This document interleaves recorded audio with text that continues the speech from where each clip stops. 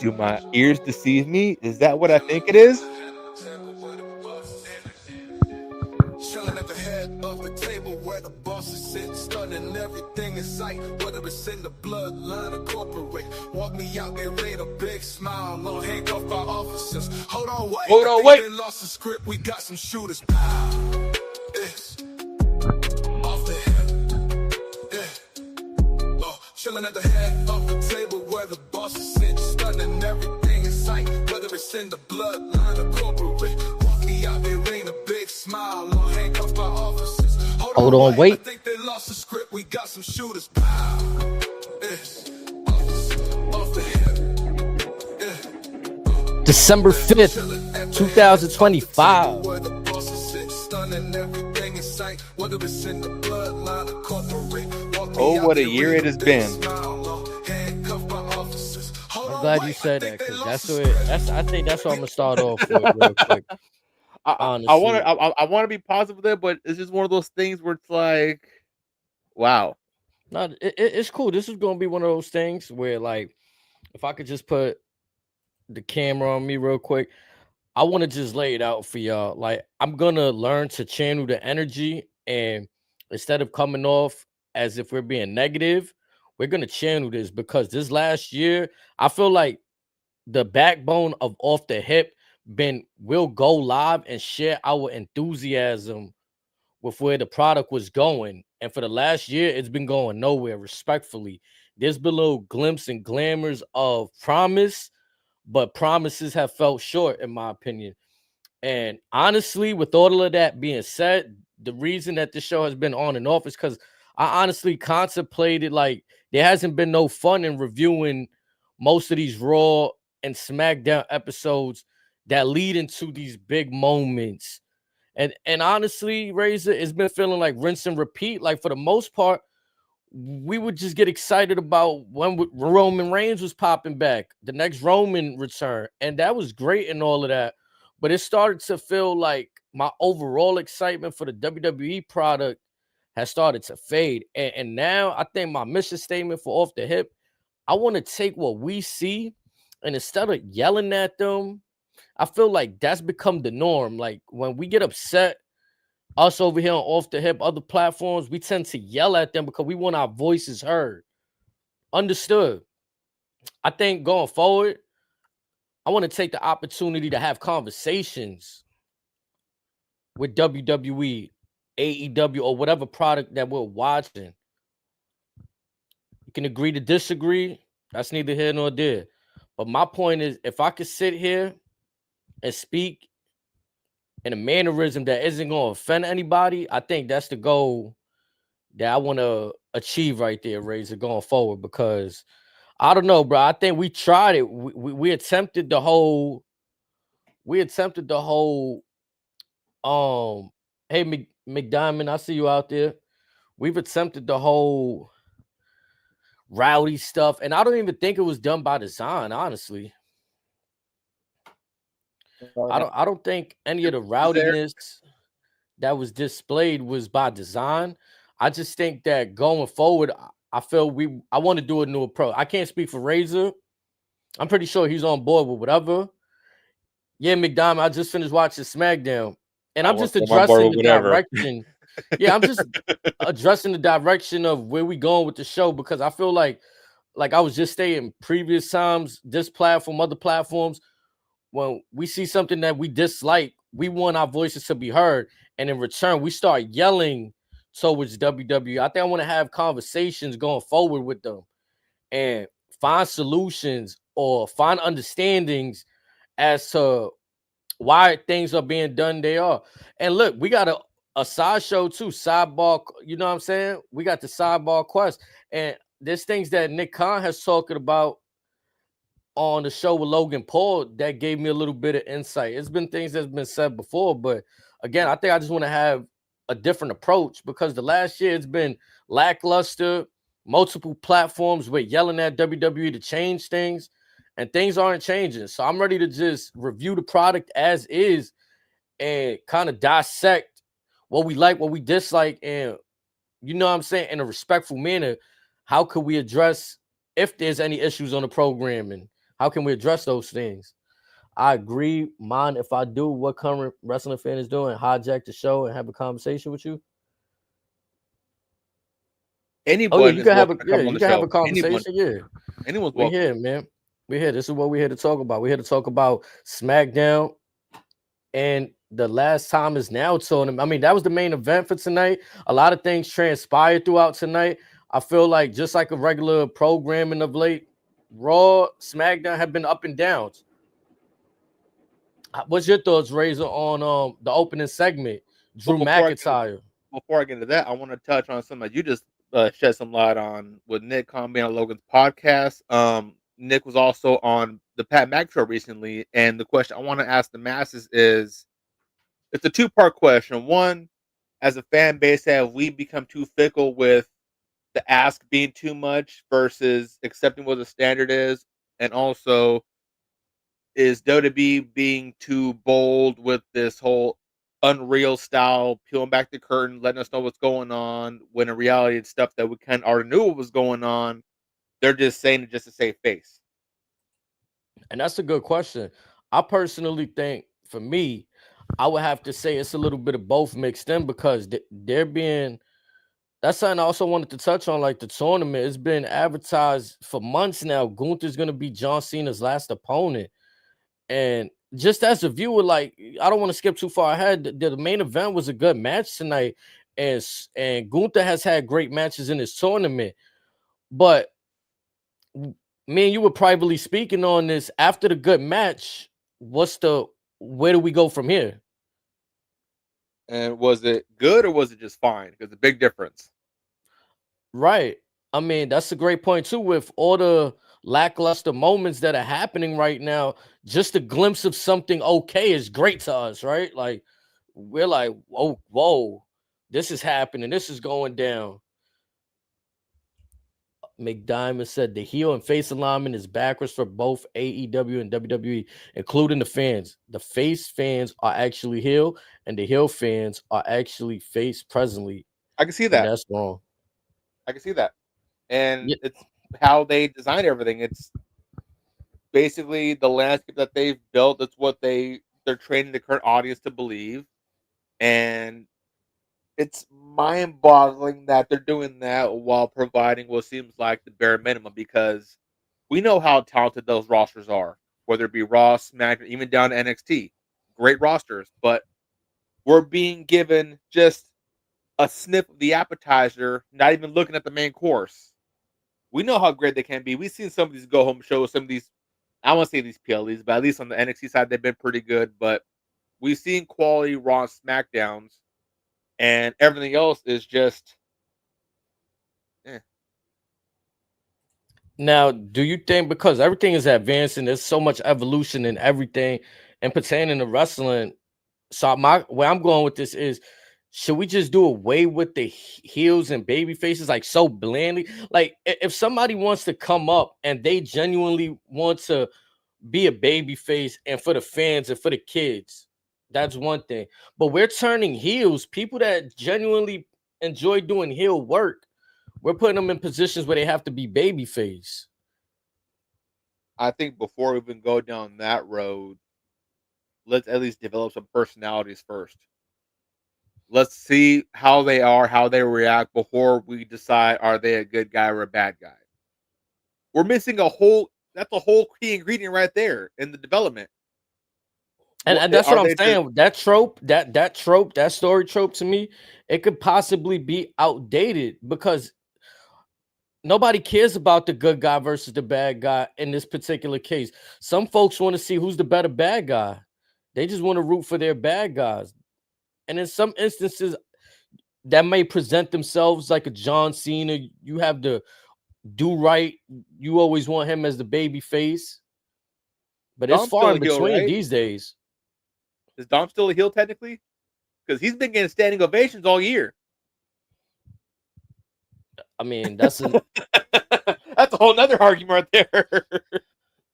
That's another part. I mean, we spoke privately about the Damian Priest winning the Money in the Bank. I go back to that and I look like, what sense did it make? You had a hot LA Knight that was babyface, and you let at the moment heel Damian Priest win the case to then cash it in, which that moment could have still been for LA Knight, because if you go back, Damian Priest, a heel, cashed in on another heel, but that ended up setting up Damian Priest's babyface run.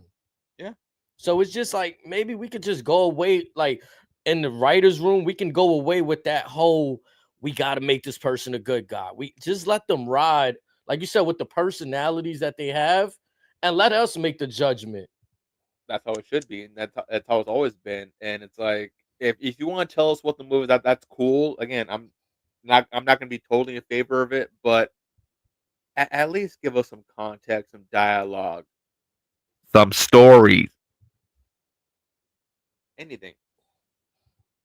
And then I kind of agree with Diamond right there, because this is something I've touched on too, that the fans are to blame when, let's say we know what's going on, right? The show, this is the show. You want to be part of the show, there's a time to cheer and there's a time to boo. We're booing the baby faces and we're cheering the heels. So we're completely going against the grain of what WWE wants and intends to come across. So it's, everybody plays a part in it. I think there's some exceptions. Like for me personally, this is just me speaking.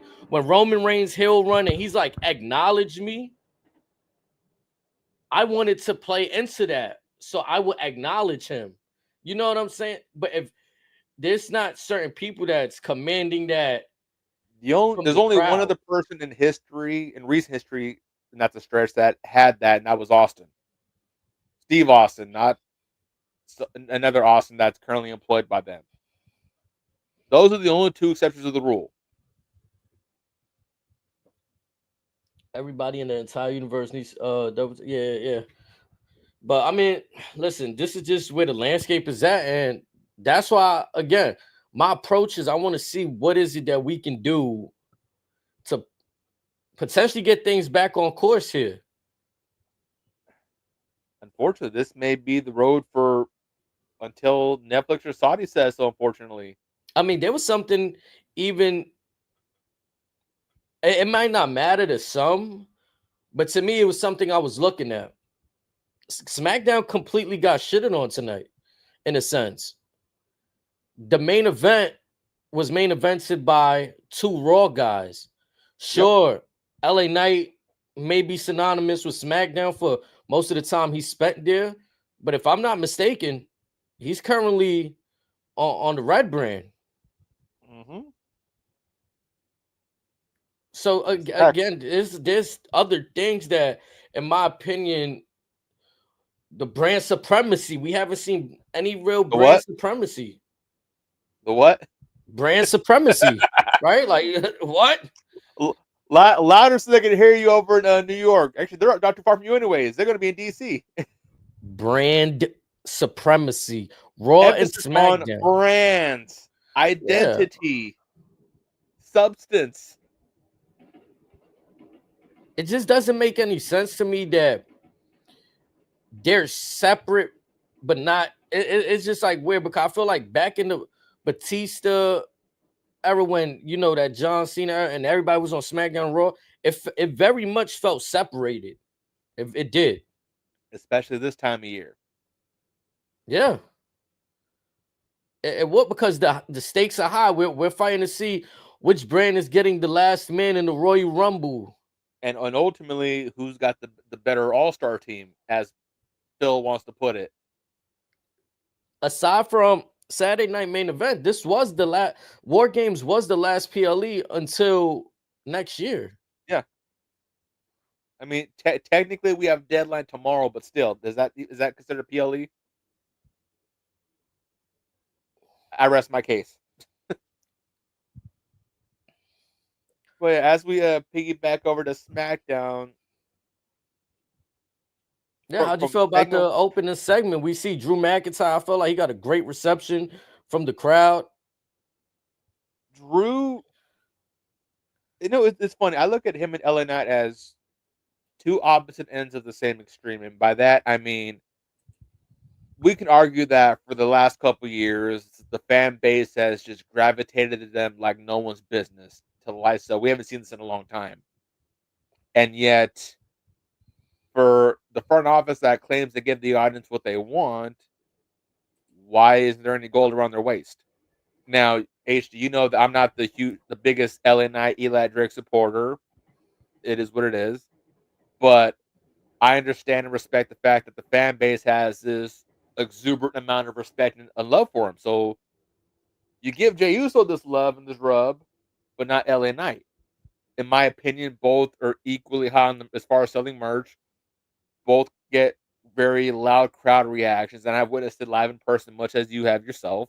And you've done nothing with this man aside from the age. What's the real difference aside from the last name? And then you look at Drew. The man doesn't miss. Easily one of the best promos in the company. Hands down the best on social media, if you ask me. But again, what are we waiting for? Well, I think they're doing right by them by putting them in the spots. The question I have is for LA Knight, why not see if he can carry the Monday Night Raw brand? I mean, we've seen, for example, Seth Rollins had the championship. Before that, CM Punk had it. Seth Rollins teases, I'm coming back to get it. Seth Rollins gets it. He gets hurt. Punk gets it back. I'll piggyback to our buddy McDiamond's little sidebar thing. Just give it to a heel. If I'm not mistaken, LNI still a heel. Is he not, or is he a babyface? What is he supposed to be? LA Knight is a babyface, if I'm not mistaken. Yet he does quite a good amount of heel antics. If you know, I mean, to me, he's just a natural heel. I mean, yeah. Again, one of those scenarios. Yeah, again, one of those scenarios that it really shouldn't be defined. Just let him work, and we come up with the answer. Kevin says nobody wants to see another. Cool. Nobody wants to see another Drew versus Cody match again and again. Yeah, it seems like that's what they're setting up for, obviously. So Jay Cargill feuds with heels makes those. I'm on. Oh man, we could jump to that for a second, but the Jay stuff. I want to touch on the Cody Drew thing real quick because I don't know if you noticed. There was a whole lot of whispers around the early mornings of Survivor Series in which Mr. Meltzer said that the closing moments of the PLE will give us a solid indication at what the main event for Mania is going to look like. Correct. And what do we see in that closing image where we got the closing credits? We see Roman Reigns and Cody Rhodes. Mm-hmm. Now, the reason why I bring that up is I would much rather see Cody and Drew long before I see Cody Roman 3. For the simple fact that trilogy does not need to be completed at WrestleMania. I've said that since 40. There's no reason why we need to go down that road again. For those that may not remember, for those that may not have been watching during the latter ends of Vince's tenure, we kind of already got this with Roman and Brock. What was it, 4 or 5 Manias in a row or something like that? Or it seemed like every PLE was Roman and Brock for the belt? Correct me if I'm wrong, but that's how it felt like, especially around Barclays, where they're going to be in a couple weeks. 3 in a row. Yeah. Because that's when folks got to bringing up some of Hogan's records. Hogan main evented X amount of Manias in a row. It's no secret that Roman is zeroing in a lot of Hogan's records, or he was at the time of having the belt.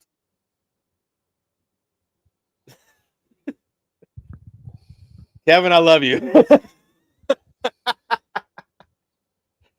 But anyways, but yeah, it's like I know I'm just going in circles, but just I think I'm ready for. We're equally as guilty for stating one thing, WWE stating another, and we're just trying to figure out how to get off this carousel and, as you put it, how do we get back on track? And I think I'm just ready for a shocking moment. Everything feels pretty much safe. Like every feud Cody has been in, we can kind of say, okay, this opponent isn't winning the championship. It'd be nice if somebody just shocked us.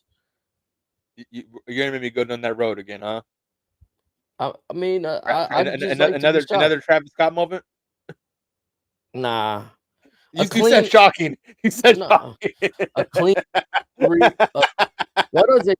The heel pin and the baby face. It doesn't have to be clean, but I need to see like something, a change of hands for the Oh, title. oh, But okay, so let me play devil's advocate real quick. Say we get uh Cody and Drew at Mania, hypothetically, or even at Chamber or Rumble. Okay,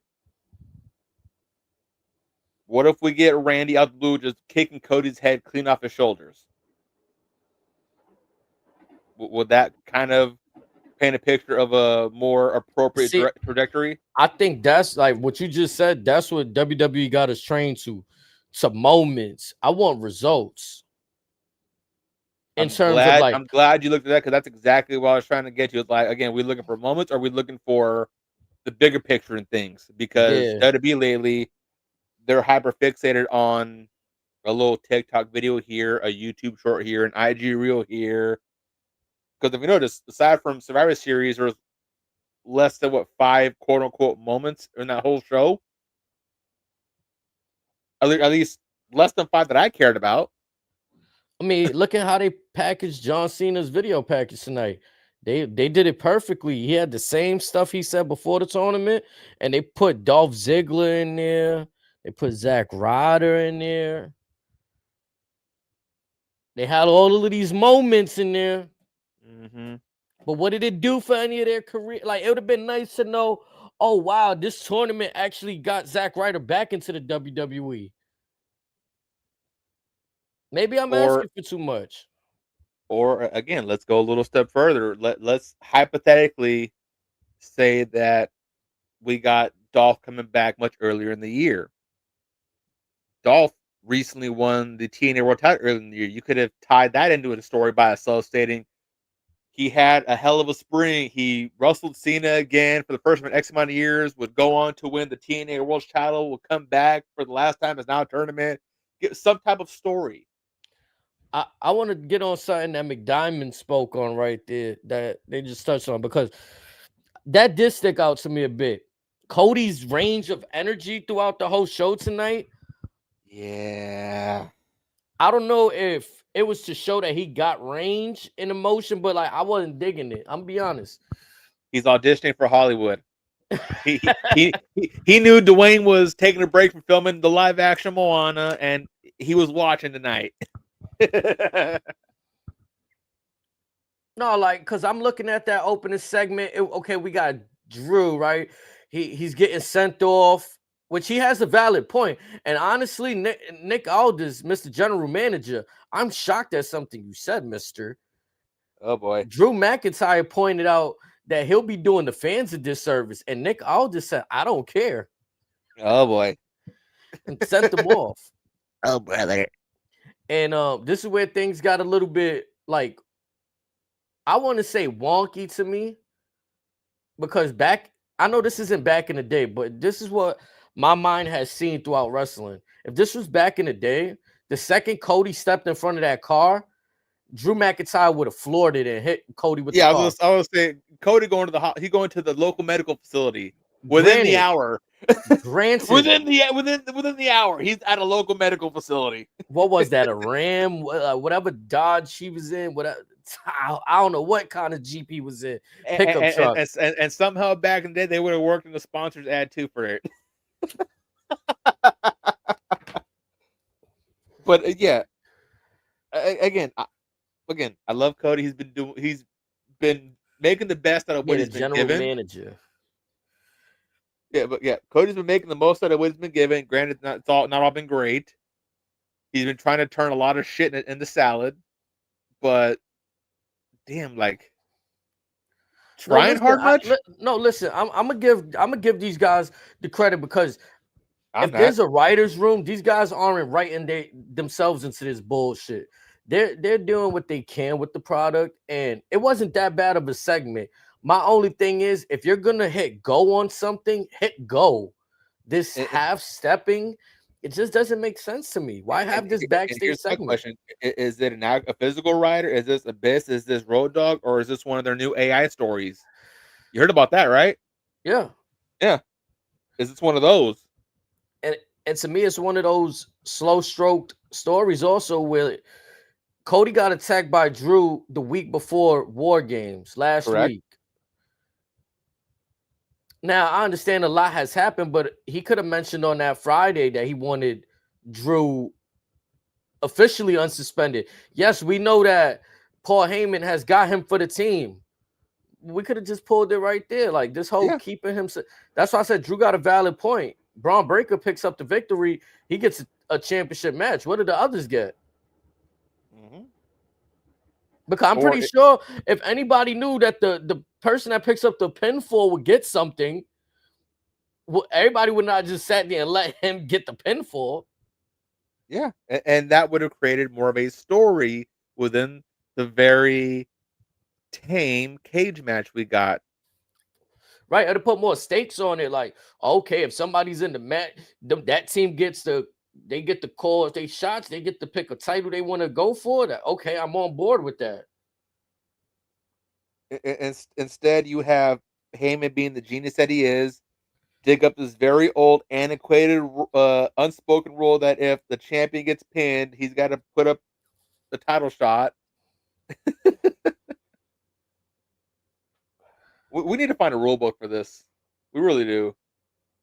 And some things I get it, right? Like I feel like the impression I'm getting is at times they want to remind us, don't take everything too serious, don't take everything to heart. But again, for me, I would like a moment as to where we're getting not strung along, but it feels like okay, we're getting a good pace of stuff. I want Say that to again. care. I want to care. Yes. I don't want to watch a show and just fall asleep mid-show. It was too much going. Yeah, I enjoyed when Cody told Obafemi and Ricky Saints that they're gonna have a match against him at Saturday Night Main Event, but it was a little bit thrown off by the fact that he was fresh off and all of the anger that he was just going through with. Like, you guys were just in a War Games match. Yeah, nothing's breathing.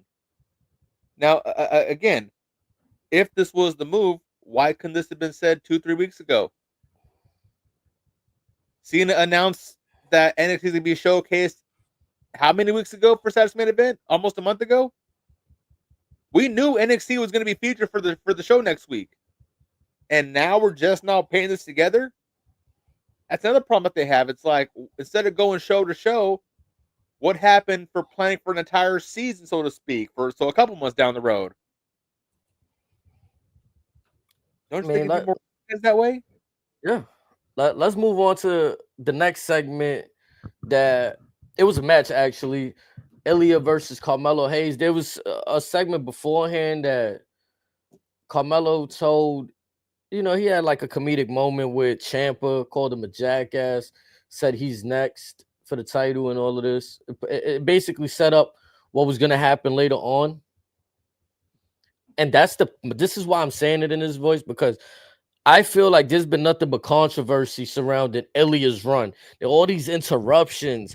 This person want to come out to skull crushing finale, Carmelo at the top of the ramp, and it's too many runouts for this division.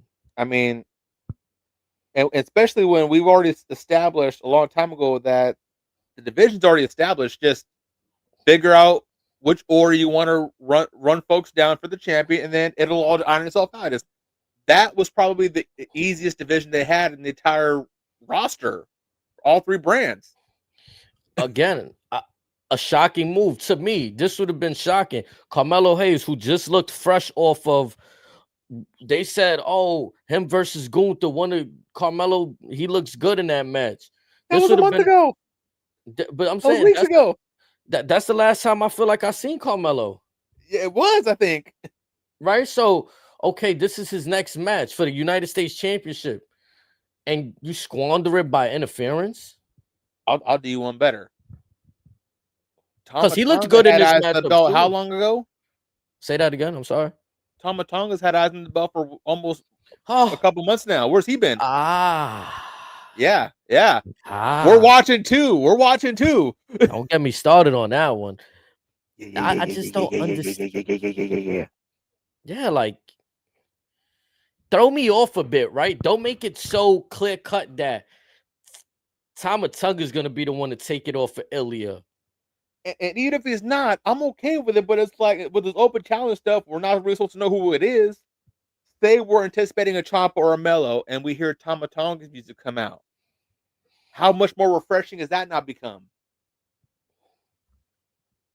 And I'm gonna just be honest, from my lenses, it's a way to play it safe. You're throwing a segment in front of us that's realistically meaningless if you have no intent. You just keep throwing it out there, throwing the bait. But if you got no intent of actually pulling that segment could further a different story, shed a spotlight on different superstars. Further deep in your division. It doesn't make sense. The guy just had a match. You got him in a backstage segment teasing something like, is this, like you said, if it doesn't happen in my eyes, it's kind of like, why is this going on then? If we don't even get a match, I understand if he has the match and loses, I'm cool with that. But If a at least match, we went down that road. yes, We already yes. have, yeah. It's already, yeah. Especially under the open, it's a US Open. Anybody could come out. Why hasn't he come out yet? Or again, since it's the open challenge, what about folks from Raw? What about folks from NXT? Mix it up. Listen, Saturday night main event will be a great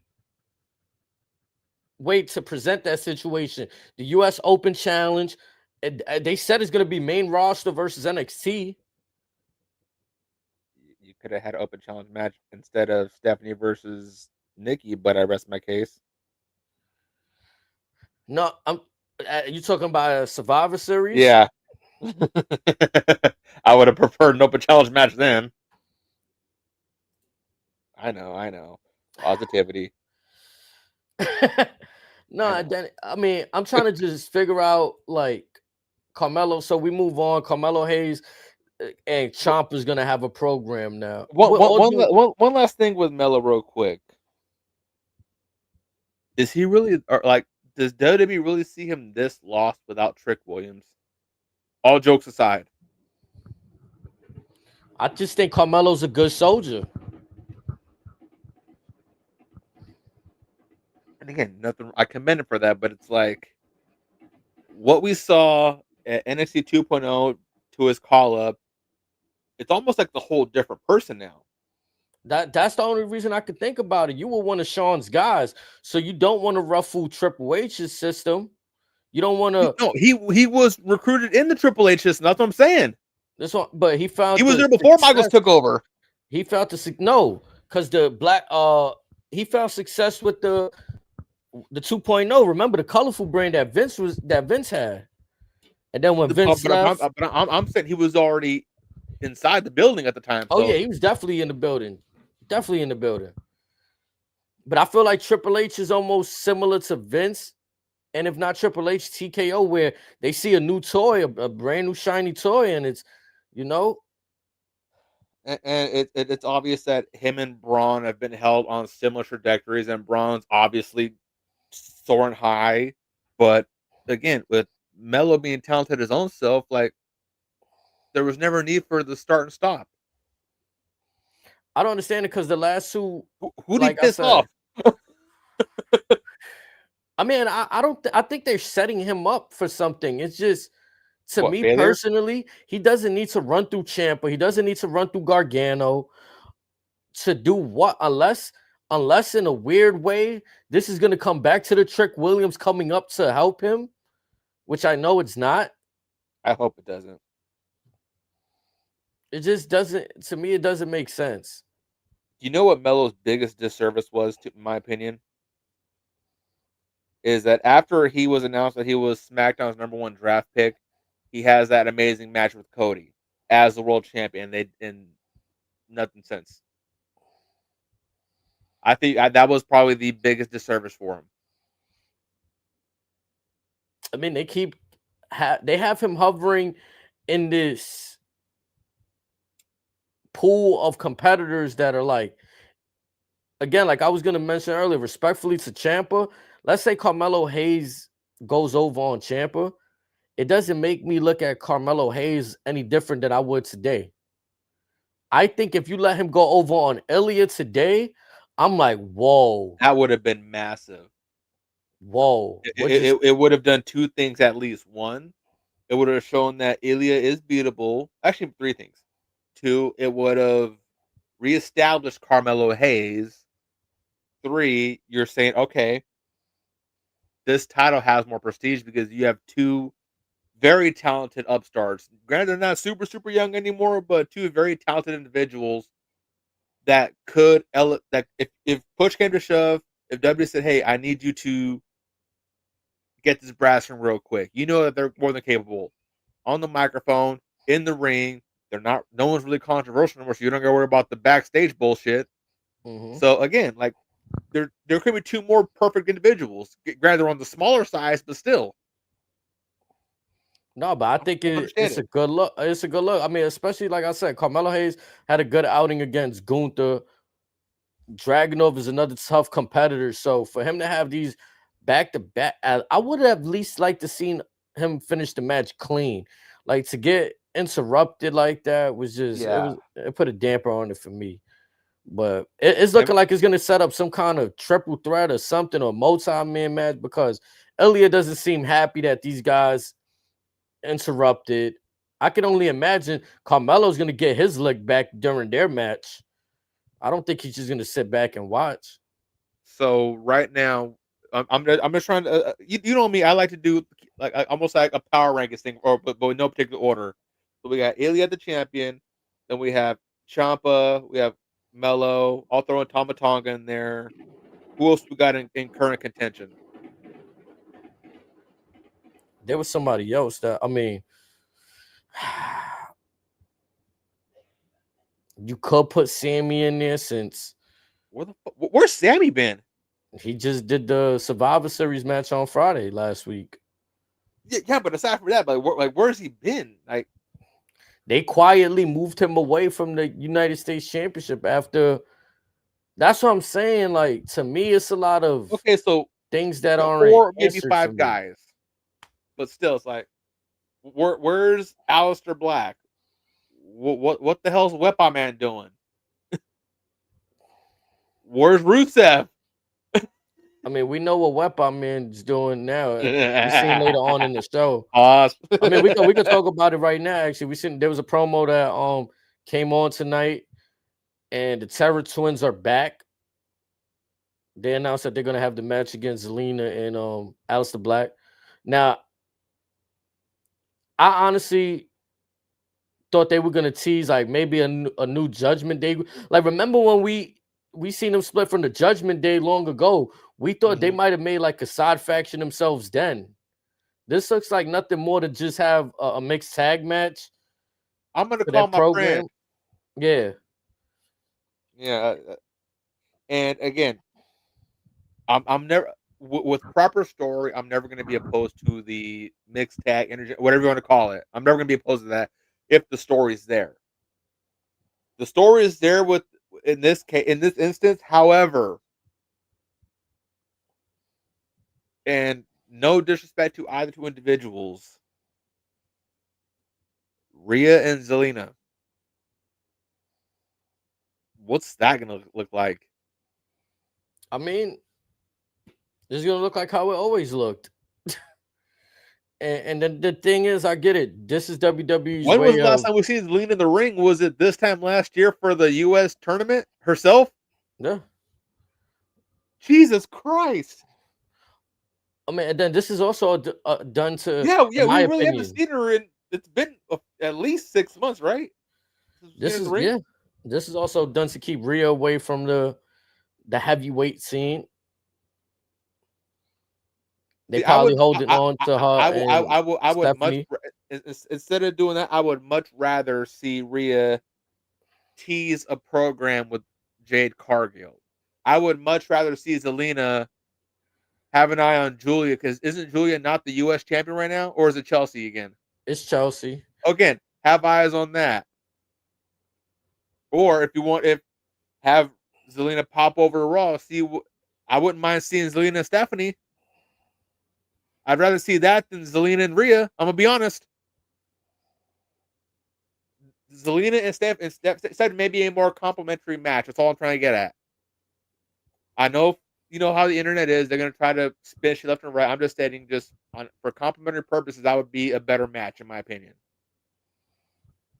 Yeah, man. Listen, the fans or whatever they are, people go online and say they tired of seeing Rhea and this pool fighting for the championship. Now we got her over here on SmackDown about to do the mixed tag stuff. So And on that little notion on that or narrative, like I don't think it's so much her being the mix for a title. It's just being the mix for the same title, much like how Charlotte was on today's brand SmackDown. Just mix it up. That's all we ask. We get it. There's no brands, blah blah blah. Everyone kind of jumps and goes wherever they want. Okay, so cool. Just call Anna Pierce, say, hey, I want to go to Raw for a few weeks. Can I challenge for blah blah blah? Or we can call all this. Put that in a storyline, something, anything. I mean, to your point, we get some Raw females on SmackDown tonight. Kairi Sane, Asuka. Now it wasn't a tag team match. Yeah, it wasn't a tag team match. It was Kairi versus Alexa Bliss. No one-on-one match. I'll be all right. Whew. Ain't got the diaphragm going in a while. That hold on, wait almost took that start of the show. I want to just mention there's a few things I noticed about Kairi Sane. I think it was at War Games. Or it might have been a SmackDown before that. She's coming out to her babyface music. Well, her music never really changed. Right. They would just always play either Damage Control or Kabuki Warriors. Yeah. Mm-hmm. So it's been a while since she's kind of getting her music. So I'm paying attention to that. It's also a CFO song. Oh, brother. It's happening. We're almost there. I'm pretty sure it's a CFO song, but yeah. But yeah, Kairi, she was, I think, I'm mistaken, one of the first people that got her original song back, and then they saw how popular that got, so as you notice that more NXT Black and Gold alumni, so to speak, have gotten the original songs back. Good to see. I'm kind of I want to see where Alexa and Charlotte go now, because now that they don't hold the championships, let's say whatever they don't get them back from the Kabuki Warriors, I just feel like I want to see where the next story goes. It seems like they got the same character. No, I don't want to keep. They should have already split up. No, I don't want them to split up. I just want to see what's next. Like, because I'm gonna be honest, I never felt like the female tag team division was treated with pristine like the men's tag team division. Well, the men's tag wasn't treated much better either, but still. If we really want to think about it. But I know where you're going with this. I'm not mad at that. It's just, again, like I've always said that these tag titles, they're better suited for NXT because it's a deeper rooted division, so to speak. Yes, there's a few more now on the main roster, but for a title that's supposed to be for all brands, when was the last time NXT got some love for the belts? You know what I think? I'm gonna be honest. I'm gonna just shoot it a little clean. For me, what it is that I don't see no character progression with Alexa Bliss. It's like it's two things, I think. One, everyone's waiting for the inevitable her going to the Wyatt Six. And two, aside from maybe Nia, she's kind of better off suited as a single star. And Charlotte, that could be argued. And Charlotte, historically or in storyline purposes, has never really. I'm gonna use the Brock Lesnar line. She don't play well with others. So for this is still very different for me. I'm still I love the concept. I'm a fan of the concept of how it's been. I like what they've been doing, even the comedic, funny, haha, filler stuff. It's just something about it just doesn't quite sit well with me. And maybe it's because like Charlotte is one of those talent that's just more naturally a heel. So She you seems mentioned she seems Charlotte. she seems more comfortable and more better in her element. I like how she was able to pivot a bit. Like, for example, the robe. That's something her father that came from her father, Hill. Now that she's in this babyface role, she's coming out dressing more hip. You know what I'm saying? Have you noticed any aesthetic differences with her robes? She doesn't even wear robes. She's been wearing jackets lately. She had one at she's had You the mean gym for her with the match? PLE. You talk about for her matches? Yeah, I don't even think she came out for a robe with a robe for her match. I could be wrong though. I've even at been war paying games, attention. Huh? even at war games. I could be wrong. Could But be wrong. I could be wrong. anyways, what again? Maybe I'm just not picking up this. I'm just a late bloomer to the party. But what I noticed with her robe, it presents from the far pan shot. It presents that same 8 that she has on her Tron. A little Easter egg for next time you happen to see her in the Yeah. ring with a robe. Let me see. Hold on. I don't know if you can see it on the screen. Try to lower down the. Remember, she came out with. Hold on. I would have to turn off my. I say, I see you give me the one finger salute. I would have to turn off the filter real quick. Are you talking about that black jacket that she wears? Nah, hold on.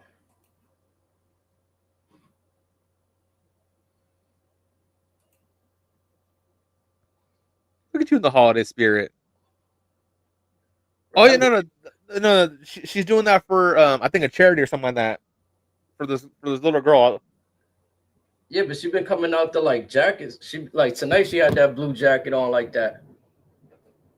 Like she just switched up how she been dressing. Like remember she was like on this uppity like Hey, fashion shit. Now she's on some more hip shit. Like well, look at it this way. John Cena's out the door in a week. Someone's got to fill the Make a Wish orders.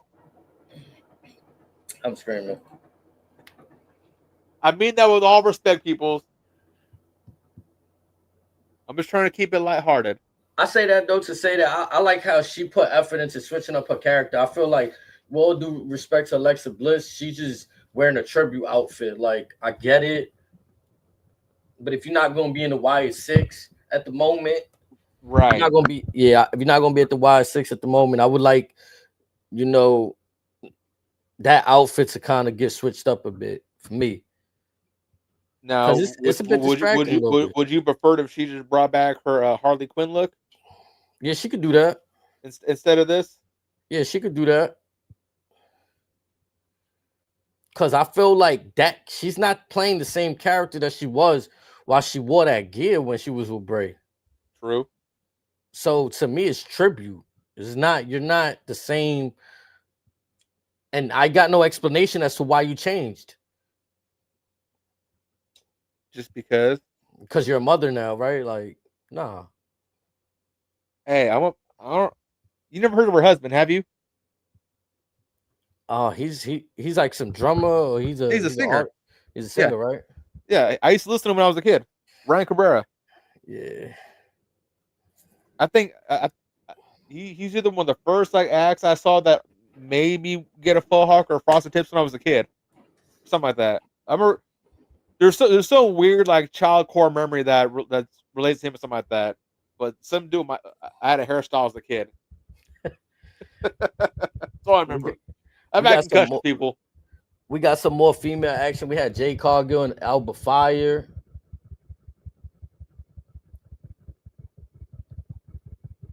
Yeah, I mean, that little silence there. Yeah. Listen, I feel like they backtracked right here. I'm gonna die in this hill, H. I really am. What was the purpose of firing her tag team partner? Who? Isla Dawn. I don't know.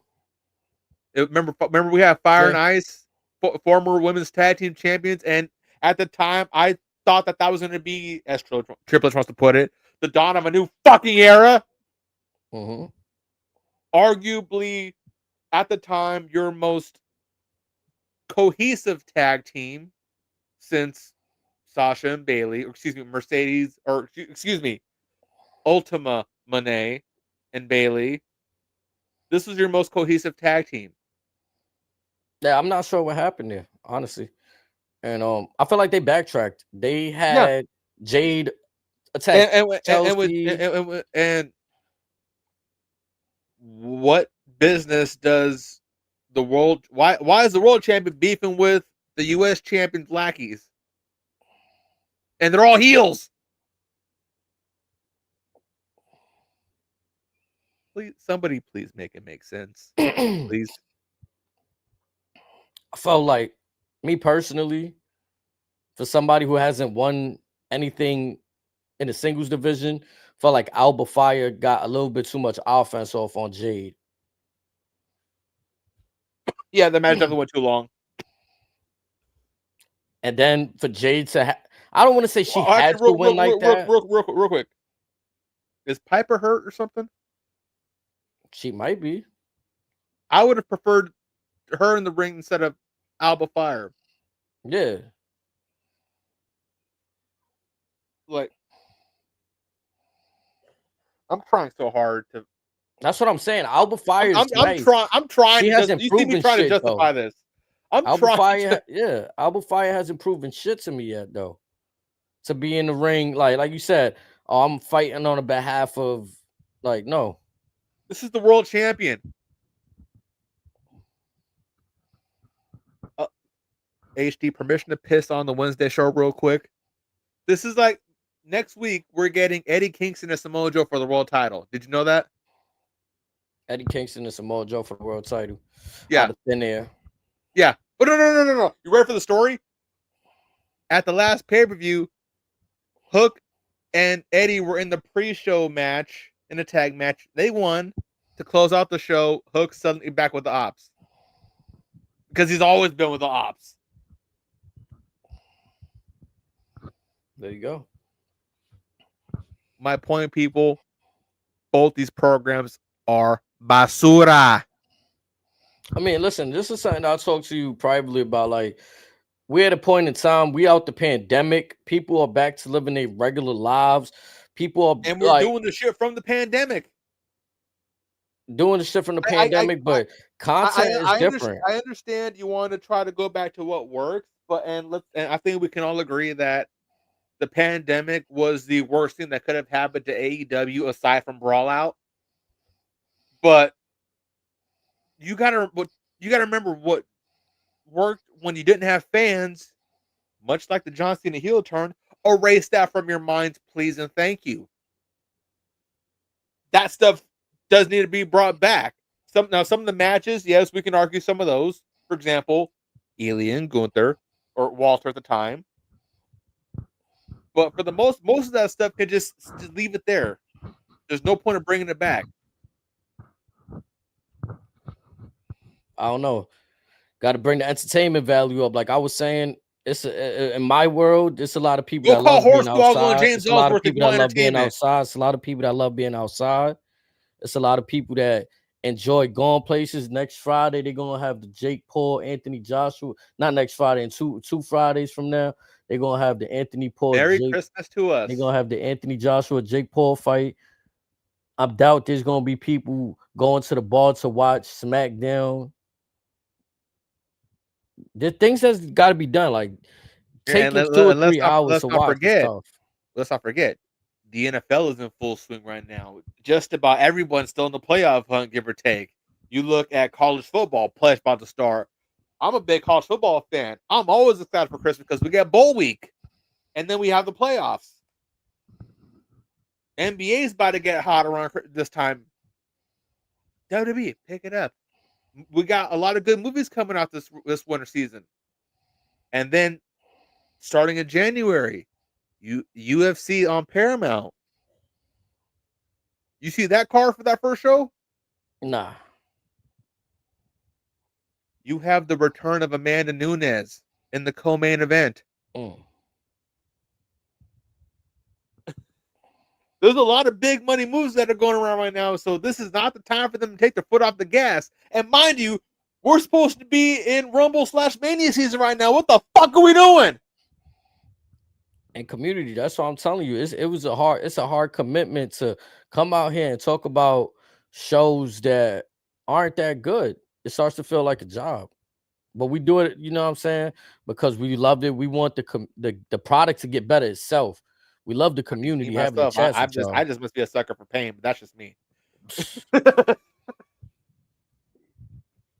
I don't let it rob. Like, I don't sit there and watch wrestling without doing anything else. I have to do something else, whether it's walk around, play a game, listen to music. I can't just sit there because I'm gonna get disappointed. Do you know what's absurd?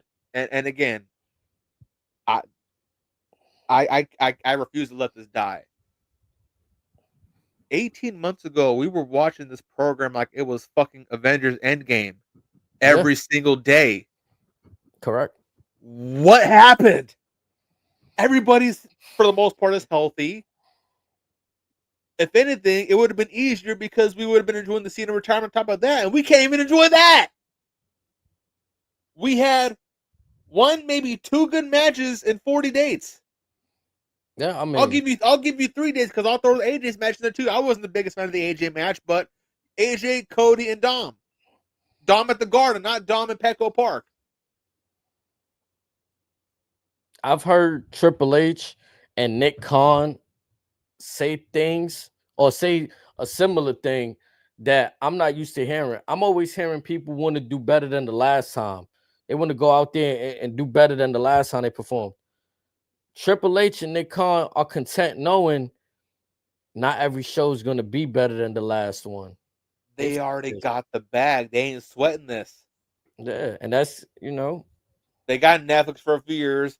Saudi's about to unload who knows how much godly amount of money for WrestleMania next year on top of other shows. Netflix is getting SmackDown in the next year or so. They ain't worried about nothing until they say, "Hey, we're not interested in you anymore." They're not gonna give a shit. Yeah, I mean that's and think about it. What's tough game?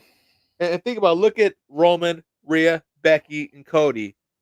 Why do I bring them up right now? They're all going to Hollywood in the next 5 years, maybe even sooner. And which is again, like you said, we was reviewing it like we was coming back like it was Avengers, and then the switch up Overnight. Literally overnight. And then it had us ranting. It's like we want change to the point that now, honestly, I'm gonna just start to accept what it is because they've squandered some of the best things. That. I can't accept it because that's me enabling the problem. It is, but I mean, am I still going to be a fan? Yes. Is it going to be maybe on a more casual note? Possibly. I don't know. We'll see what 2026 holds.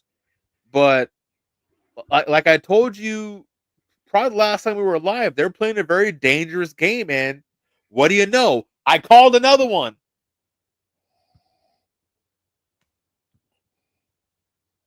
Once it's sold, once WWE sold and out the hands of Vince. Hey, remember the fickle fans wanted him gone. Because now there's no telling. What if TKO one day decides to change WWE's name all on its own? They did. It's called TKO now. No, that's on the stock, but I mean, like the wrestling that's presented to us. Like, what if they just say there's no more WWE? Well, instead of Raw, it's SmackDown. It'll just be called WWE on Netflix. They're gonna turn it into the UPC. Oh, brother! Instead of the Ultimate Fighting Champion, Ultimate Pro Championships. On that note, real quick, this privately, I posed a question to you. And I want to pick your brain now that I got you face to face here. and the people, they can see we liked him right now. I want to ask you this question. Okay, it's obvious that AEW is pretty much set in their ways, right? But by that meaning the blood, the gore, all stuff, pushing the boundaries. That's kind of what they're trying to do. In their minds, they are present at ECW. Is that a fair assessment? Yeah. Okay, so they still keep the acronym AEW. However, it's just a subtle change. And I have a story for this as well to kind of back as substance. They call themselves All Extreme Wrestling, much like back in the days. Extreme Championship Wrestling was once called Eastern Championship Wrestling. Just swap that little word out. I'm just saying that may be the best business move for them. I agree. Tony, I mean, I'm trying to make you money. Yeah, little rebranding could do it all. Like, I know I'm comparing. And then it's saying this is where the best wrestlers just say we're here for the sickos. Boom! Tagline set, time still delivered. Yeah. Tony, I just saved your company. You're welcome. I mean, even the word "the" can change how branding is, right? Like the elite. Anything could just one simple word. All Extreme Wrestling. It already got a different You see, they spin brought on that it. YouTube show back. Yeah. No, for real. Like they could have just called it Being Elite. They could have just called their group Elite. No, it's the Elite. The Elite. Like, you know what I'm saying? So the elite, Stop right? that. Stop that. It's little like nuances like that they could benefit from. And that's why I'm scared with WWE. There's we in uncharted territories. They could wake up tomorrow and decide, and then they want a position to change their name to something else in the next 3 years. Hear me out. Hear me out. I got an idea. What if we go back to the WWF? I don't think they're in business anymore. It may be up for grabs. I gotta look that up.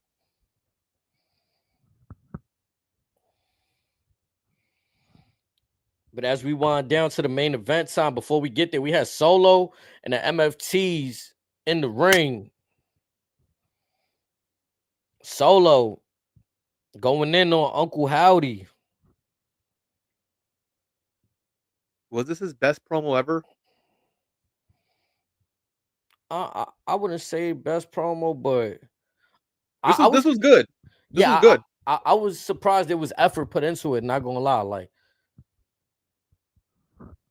because one, I feel like this match could have happened last week. 5v5 traditional Survivor Series match could have happened then. Could have been as early as SummerSlam if you think about it. And honestly, this is where I gotta just be honest from what we've seen. Uncle Howdy versus anybody has led to, like, most of these stories about family, whatever it is that Uncle Howdy spewing has led to nothing. Mm-hmm. Unfortunately. No big moment. I'm sure it would have felt like it if they didn't spread it apart so far. And again, we don't even know why that was the case. We could have got one video a week for, say, 7-8 weeks and then a match. Okay, cool. But at least we saw something to kind of build up to it. But no. I was even joking. Remember that whoever the Wyatts came across, like, those folks kind of went down her after Gable. Like, if you're talking about, are you talking about that guys on the floor when Gable got shot in the head that we're also supposed to forget about? Yeah, like, what was this group? The Final Testament got released. Mm-hmm. Like, they were just folks that got released. Yeah, they were just folks not benefiting from what was going on there. They were supposed to come out these feuds. And they never got off the ground because bye. Honestly, what would that look like right now? They hold the men's tag team championships. It don't even feel like it. So now, again, real quick with the Wyatts, there's two, I don't know how familiar you are with old Ring of Honor, but the Righteous just debuted on TNA tonight. Uh, Two very talented guys. Vincent, I forget the other guy's name. Those two guys with Cross with Final Testament versus Vice Six, it'd have been two very similar style factions. That would have been something to look forward to, whether it be as like a gimmick style match or just anything in general.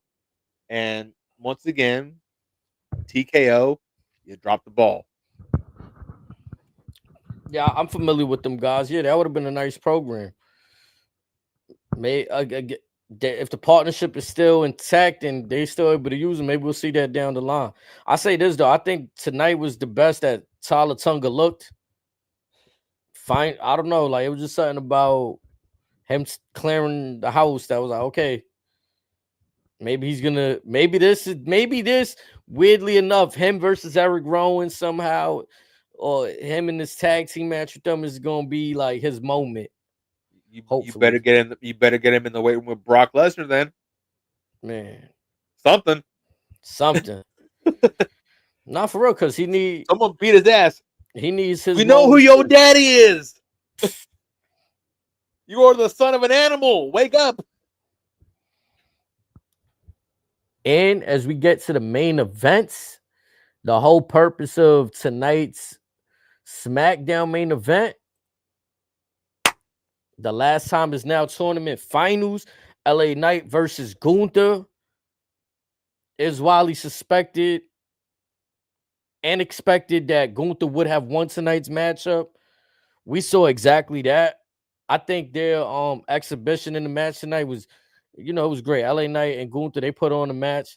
I just hate that. Before you get to the negative, I just want to say the one positive. Let's be honest. This is a cold, hard fact.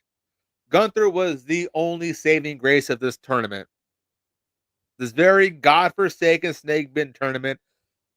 Gunther was the only shining light we had. Thank God for Gunther, the ring general. Maybe nobody gave a fuck.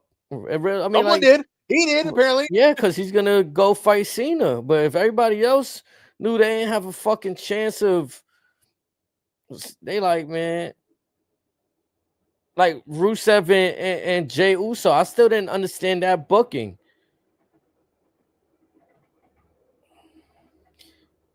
Like, was Rusev too physical to put in the ring with LA Knight or something? I didn't under. Well, let's not forget it should have been Penta in that spot. In which spot? Which match did Penta get hurt in? Was it with Rusev? With Solo. Okay. I was trying. I forgot which side. I was trying to figure out who was on which side of the bracket since we got two Raw guys in the final. Yeah, so it would have been Gunther versus Penta then. Yeah. At least that's what I'm hoping was the case. But we all got what we wanted with this. The obvious rightful person won. Now the question is, the hell we doing next Saturday with this match? Exactly. Gunther wins. That's it. Gunther wins in the same fashion he did with Cena. They're gonna have a great back. No, they're gonna. I mean, I said we'll say with Goldberg. They're gonna have a good exhibition. Gonna have his moments where it look like Cena could actually win this thing. But if WWE's continue to play it safe, Gunther wins. Okay, now because I think the hard thing to do is have Cena win his last match, and the fans feel like, damn, you really leaving us though? You won your last match, like you still got a lot left in the tank. Now, what I'm about to say may go over a lot of people's heads. H, you may kind of understand it. In this match, I do not want Cena to successfully hit the AA not once. That better be the only move that he does not hit on Gunther. Because that with Cena walking out, with this being big match, John, for the preservation of the legacy of John Cena and the man that can't be seen, go out with the program of at least for a strong perspective. Yeah, but he didn't hit his big one on you. Something. Don't just make it like everything else. Just play the greatest hits out the door, losing effort. If Gunther is to win,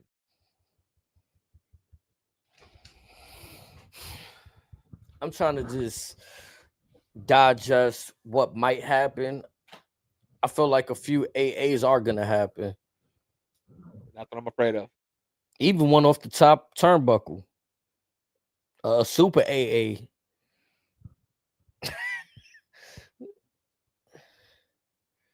And they Again, commercial free for his match too, right? They said. So it's going especially if it's opening, oh yeah, that'll probably be the only. It'll be like Heyman's Hall of Fame ceremony. Once that's done, no one's gonna watch the rest of the show, which means they're gonna shit on NXT. Yeah, didn't think about that part, did you? I mean, like, I don't know. It's hard to really, again, for me, take NXT serious when these cats has in NXT.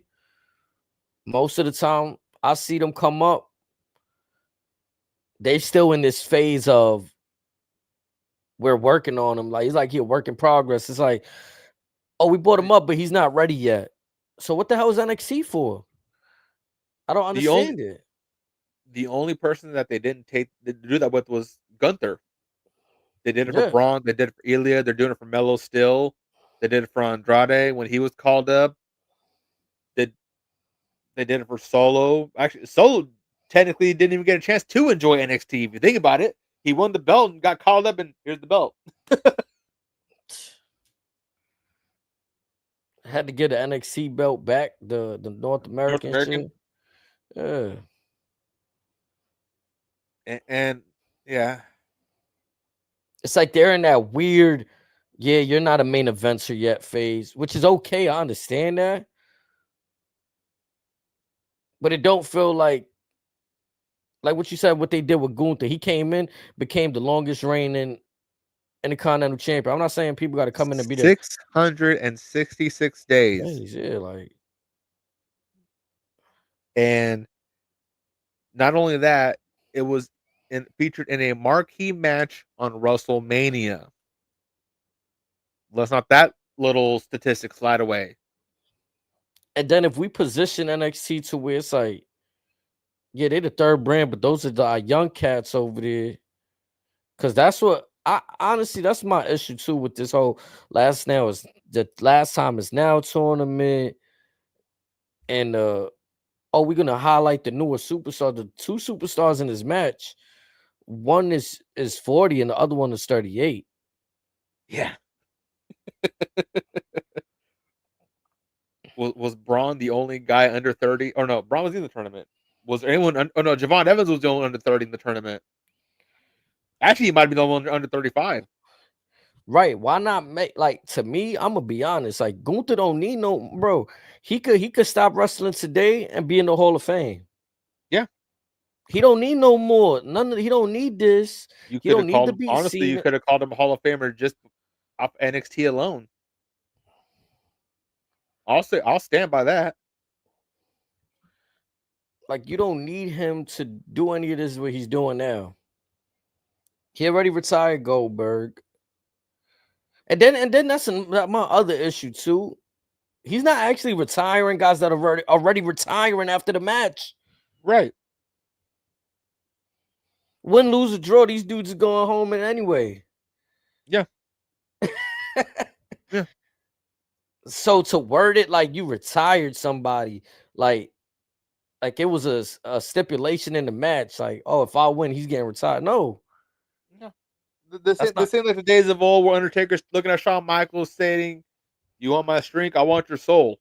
Right. Like,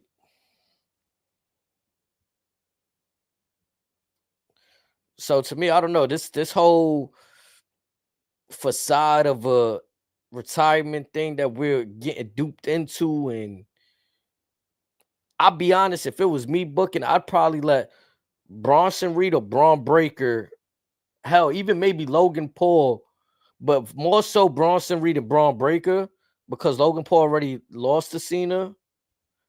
I would have Bronson Reed or Braun Breaker had ran through this whole tournament, and Gunther be the one they ran through last.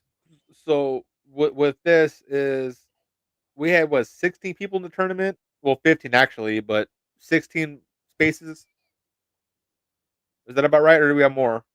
I think that's right. Okay, so this is what I would have done. I would have had Cena handpick 8 opponents. Now he could have handpicked them, or he could have picked people that could have had ties to his history, i.e., a Rusev, a Ziggler, Zack Ryder, if he was healthy, a Kevin Owens, guys like a Randy, guys like that. And then you pick 8 guys from NXT. That's your bracket right there. Just the past versus the present. And then that way there's some substance and some storyline legitimacy in the tournament. You're showcasing NXT since they're going to be featured at the network event anyway. I don't know if it's a PLE, I don't know, whatever. And then also you have guys that have ties to Cena, and could they be advancing for one last match with them? Something. I don't know. I could be totally off with this, but this just in a weird way, this tells me that Braun Breaker is not beating CM Punk on January 5th or 6th, whatever day it is. Why the hell wouldn't he? Because this would have been the crazy momentum.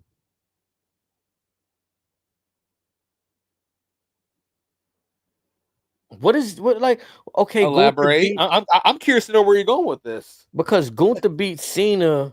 Okay. And then what? This is happening December 13th. Gunther beat Cena, and then what? At least Braun Breaker could be in a fresh, I won the War Games match. I beat Cena and beat CM Punk for the that could be a hell of a run for him to the championship. Okay, Chase to the belt. Let's spin it to a different lane. You ready for this one? Mm-hmm. Because I think we all know Braun's beating the dog shit out of CM Punk at the Barclays in a few weeks, or at least that's what I would hope. When Gunther wins next Saturday, what if Cena just tells him, "Hey, your price for beating me, you're getting number 30 in the Rumble." So on Raw, you could have Braun just jaw jacket Gunther saying, "How can you be this big badass destroyer, this beater of everybody, and you're getting a hall pass in the Royal Rumble for me?" And Braun's just talking his shit the whole way through. That could be Right, because something. it's like, look, like Dominic just beat Cena, right? And Dominic is running around talking about I'm the greatest in the world. Like if he's the GOAT, I'm the GOAT. So what is Gunther gonna say? That's what Nothing. I'm He saying. just beat him. That's That's what I'm it. saying. You got if you give him at least up the prize, let's say number 30 in the Rumble, or some stipulation Something. that Yeah, I'm there with you. yeah. But like I said, this whole Cena retirement tour this whole year. Well, again, like we said, first off, once they went to the UK that first time, they fucked everything off.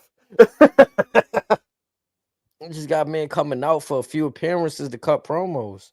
Oh, and on the subject of dates, did you see that little snippet that's circling the internet of supposedly Cena wanted to do 220 dates? Yeah.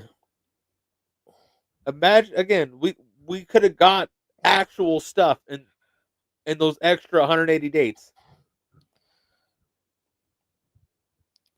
160 dates, but yeah. Oh, what could have been? Yeah, he said he wanted to do a whole actual year. I mean, A whole leg. He wanted to ride with the boys a whole year, one last time. What would that have looked like? That would have been something. Oh well. Like I said, if Cena's opening the show, we'll celebrate him. For those of us that are still watching, we'll get to enjoy a solid match between Sol Ruka and Bailey, and the winner of Obafemi and Ricky versus, or the winner of Oba and Ricky will take on Cody. and I ain't gonna lie to the way I SmackDown ended. they ended like they had to get out of there before the folks threw a riot or something. Like I never seen the show end that fast. Oh, you sensed that too? Yeah, Yeah, they knew folks was not happy. yeah, it was They like, knew. like let's just end the damn show. The Gunther was still saying stuff to the camera, and all you just see is the Paul Levesque Lee fittings and all the extra stuff come up on the credits. Like I was like, Matter of fact, I was checking my phone to see where they were on time, and yeah, they did go a little early. I was like dogs. Like, what are you doing? Like Gunther talk his stuff. Like he just won the tournament, and you just gonna rush him off the air, right? Like giving him that good old Goldberg treatment. And you know what's fucked up about all this? What's that? What do you bet on season 2 of Unreal? They're gonna blame this on Abyss. First episode, season 2. Abyss, get your ass here, boy. Abyss, I love you, but like, come on, man.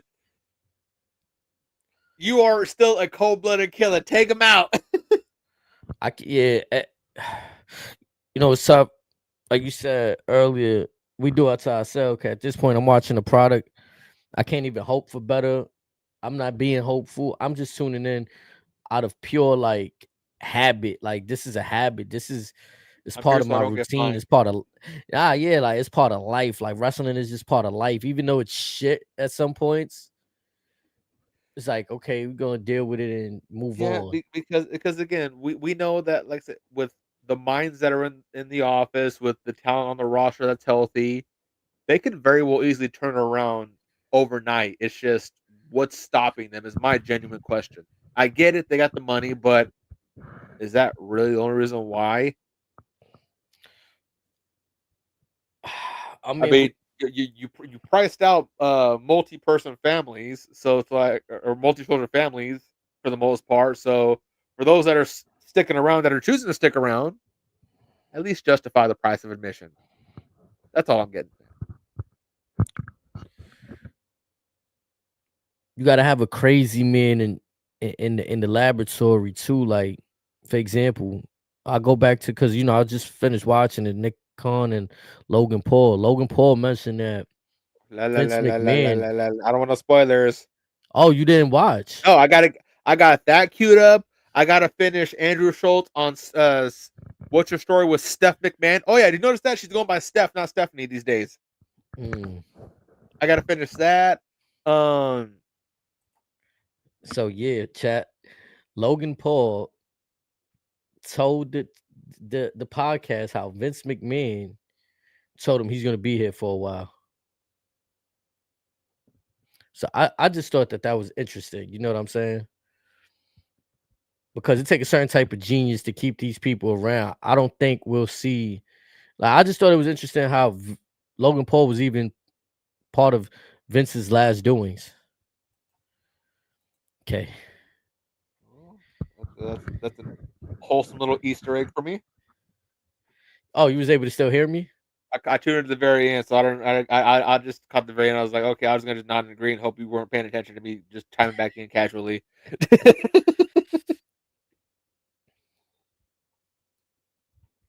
Yeah. I just know what I'm trying to say in short is that I don't think the people in charge care about the product as the previous regime. That's how it's looking. Both regimes cares about money. That's obvious. But I think one cared about the product more than the other.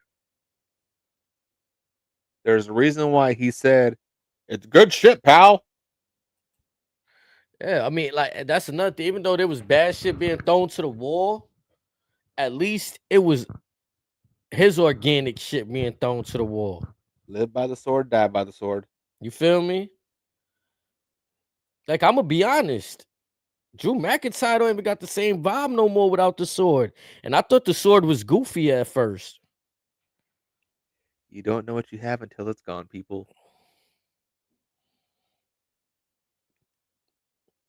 Because it did add that element of you start to question, well, is that like how sharp is that sword? You know what I'm saying? Like, did he stab the ring a couple times with it during the pandemic?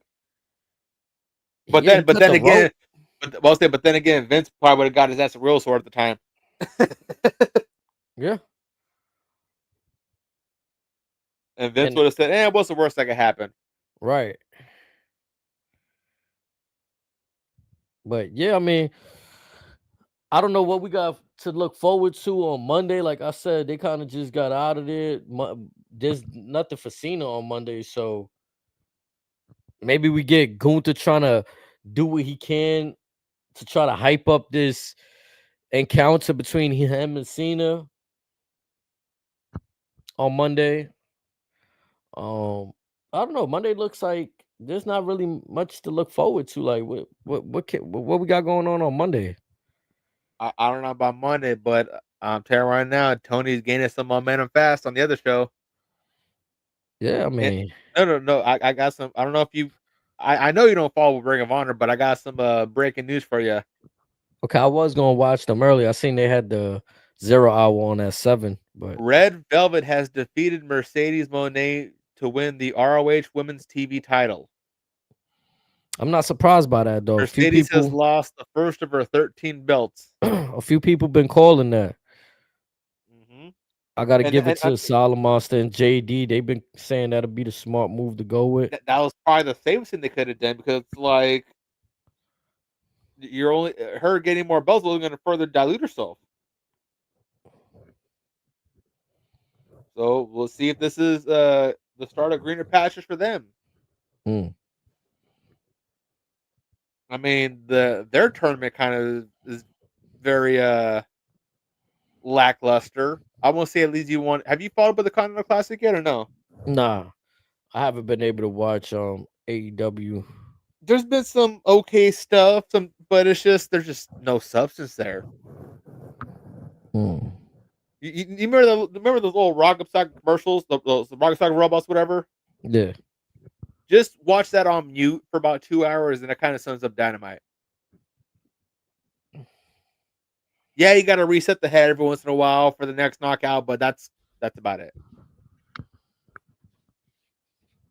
Yeah, for me personally, I feel like once I watch so much wrestling in my lifetime, like the moves, the good matches, I need the whole package. I can't I can't have just a good match and nothing surrounding it, like the other parts not doing it justice, the camera, the lighting, the arena, the set. I need the whole everything to feel right on both sides.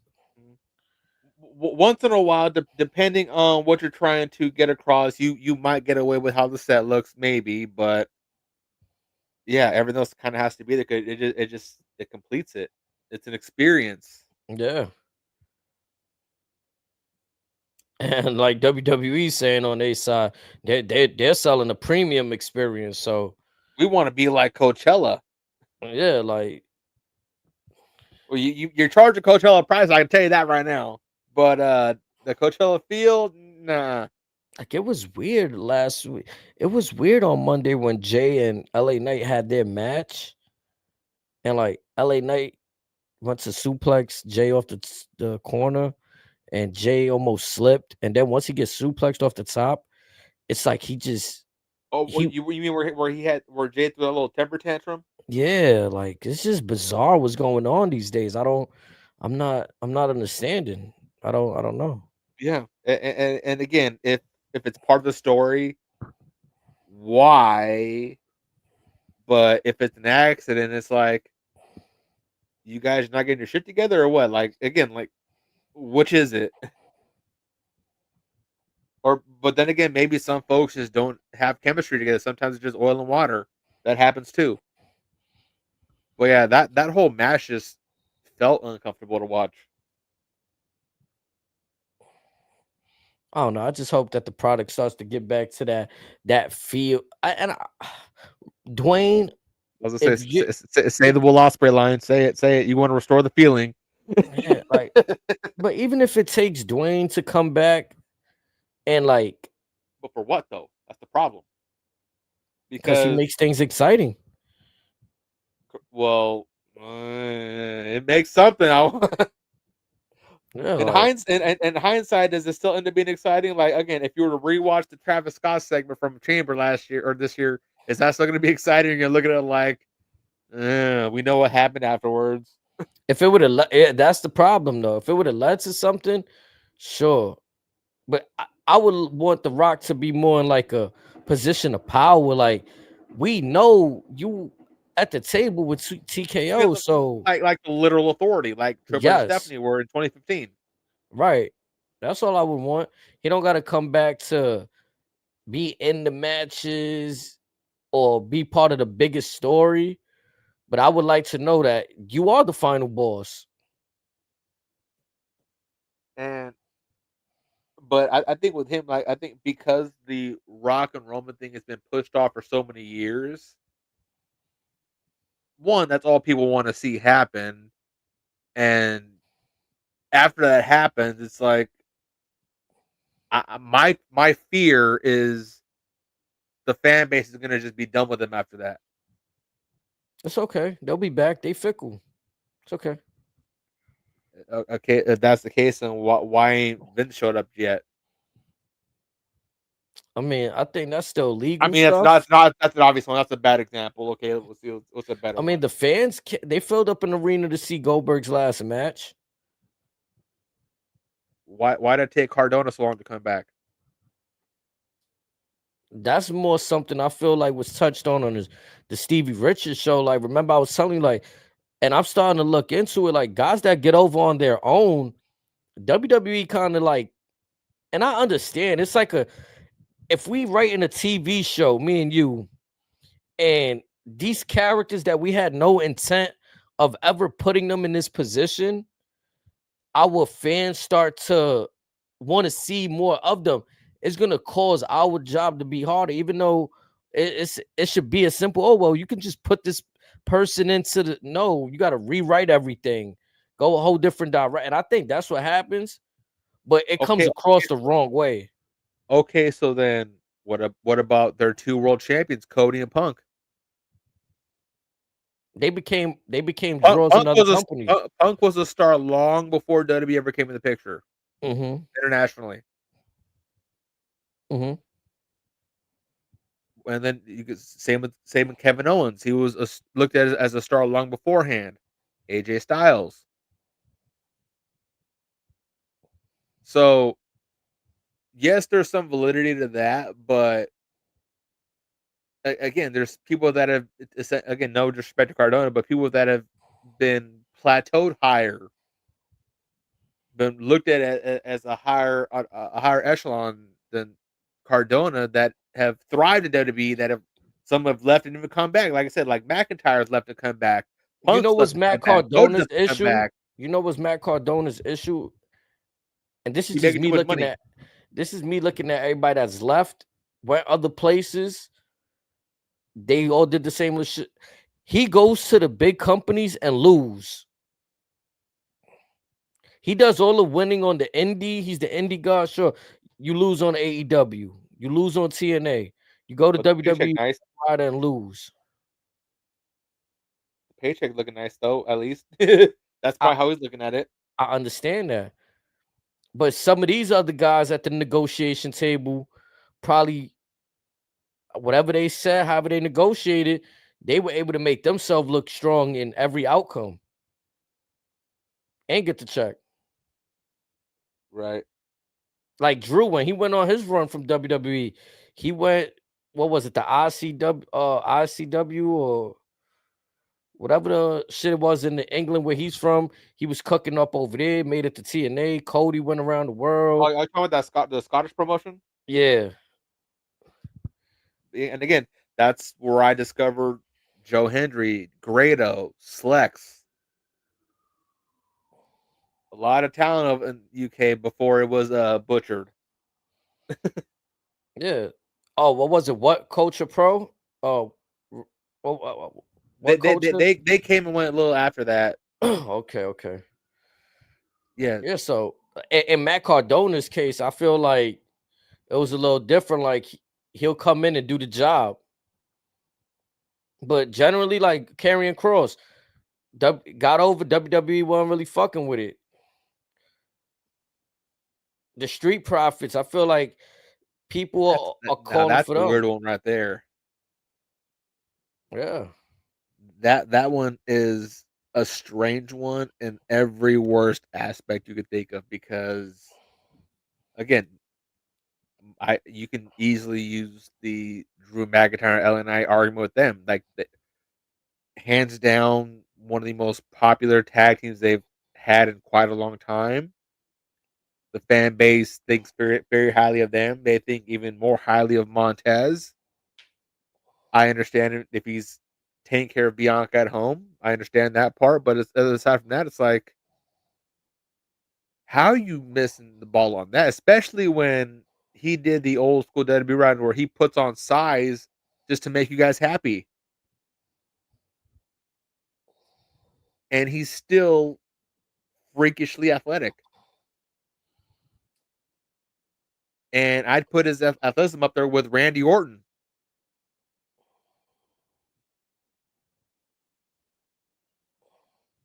Yeah, some people got more pull than others. They able to, you know, finesse Yeah, but around the game better. again, were the Profits not looked at as Triple H guys? Like, what we doing here? Again, I think if Triple H learned from the learning tree of Vince, Vince always had a new toy. Why is Triple H gonna be any different?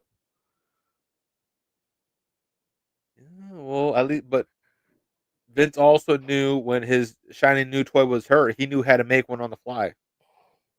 Which again, this is something we spoke in private too. Like Triple H was picking up a lot of these guys prior that had identities. They were indie darlings. He didn't really And have to he do and, much but he just polish changing the them up. name. No, he just changing the name. That's all he's doing. Not even Yeah. polishing them. No, I mean like help with certain people enter. Like I want to say he helped with Finn Balor's entrance. Okay, with that, but again, but like Bronson Reed got the same entrance, same gear, same look. Yeah. Even Finn's for the most part, it's the same look. Oh yeah, definitely the same look. He just helped with the entrance part. That's all he really gonna help them with, how to look at the camera the right way, the hard cam, make sure you know what I'm saying. That's all he's helped polishing. But they, like you said, they'll just change the name, but the look they're coming in the same, basically the same persona. Yeah.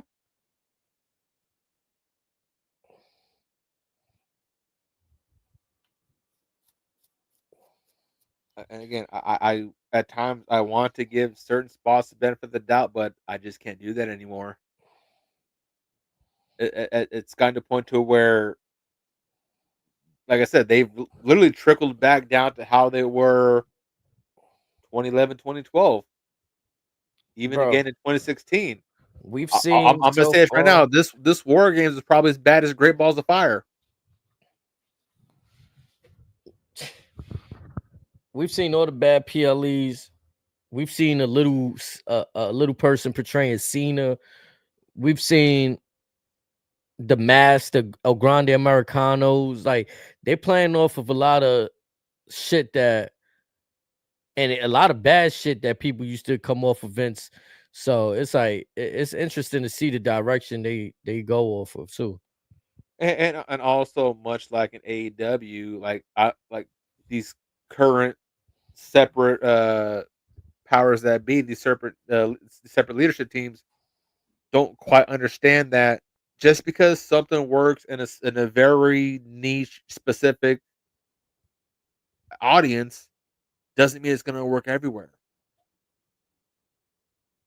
For example, yes, the midget stuff, all that stuff, that's still over in Mexico, but there's a reason why you don't really see that on TV on this side of the border. Right. Yeah. Or in Japan, they're still very much have heavily animated characters. You don't really see that over here for the most part, or if you do, it's mainly in the indies as some hole in the wall show.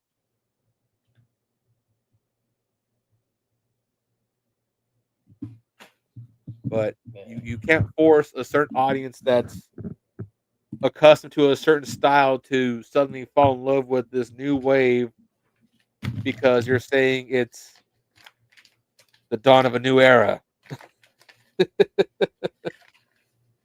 Oh man, that's what it could be too, though. Programming newer viewers and hoping that the older viewers kind of just fizzle out. Or we And just shut up and play ball. yeah, and programming the newer viewers like, yo, look, this is how it is. Like, this is how it's gonna be going forward. and the ones that are older like us that used to how things are going, we're gonna look at it like, man, that's not. We don't want to roll with that, but they don't care. Yep. So, man, we done gave y'all a lot though. We already about to approach 2 hours, so I'm gonna let Razor, you know what I'm saying, give y'all some last words. Up out of here. Got some shooters.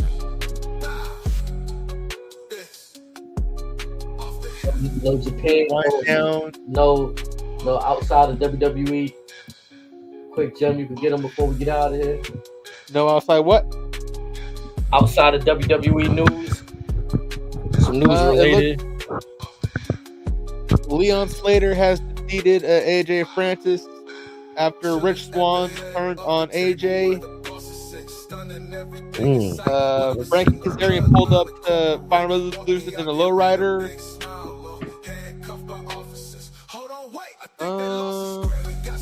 But yeah, it's been a very tame Friday night, unfortunately.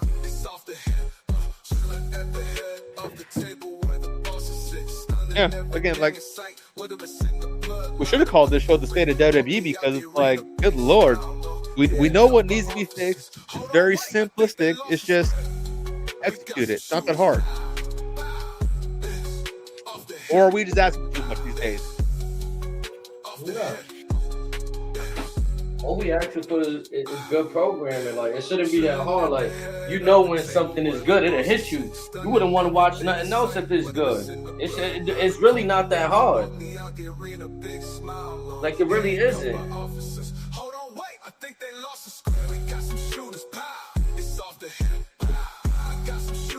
What Sam Roberts says, feelings, we're walking away not feeling anything other than upset or pissed off because our time was wasted, and there's a problem.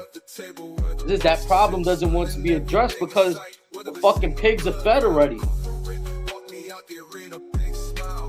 You got people selling their house just for a WrestleMania ticket. Why? Yeah.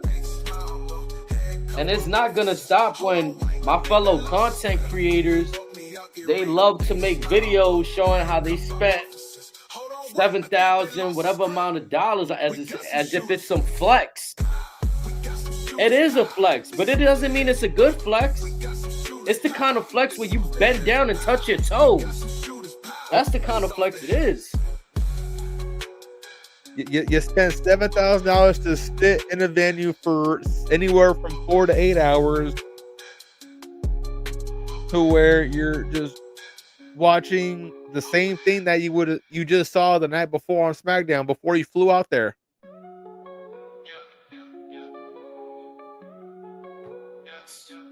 Oh, but we'll get Liv Morgan kicking John Cena in the nuts. Okay. What about the other 3 hours of the show? It's not an experience. Like, I could understand if outside of the venue there were like little sets set up where, like, you know, I don't know, like they just like a tailgate party or something for the fans or something. But it's really like, no, here, stand on this long ass line, get fucked, pay us, and watch the show and then leave. Yeah. I don't even know what's the point of the damn post show no more. If it like folks said, like y'all don't even want real questions no more. You want to ignore what we really chanting. That was the point of this shit. Also, I managed to find some news that, hey, this is very near and dear to our hearts. You ready for this? Yeah. We have Wrestling Royalty debuting at TNA earlier at Final Resolution. Oh. This young man's name is Jesse Funaki. Okay. Yes, the son of SmackDown's legendary #1 announcer. Nah, that's fine. He's a small lad too. That's fine. Well, Off the Hip community, we appreciate y'all. We love y'all. D that does it. My brother Razor. Be out of here. Yeah, we ain't talking about that Funaki news.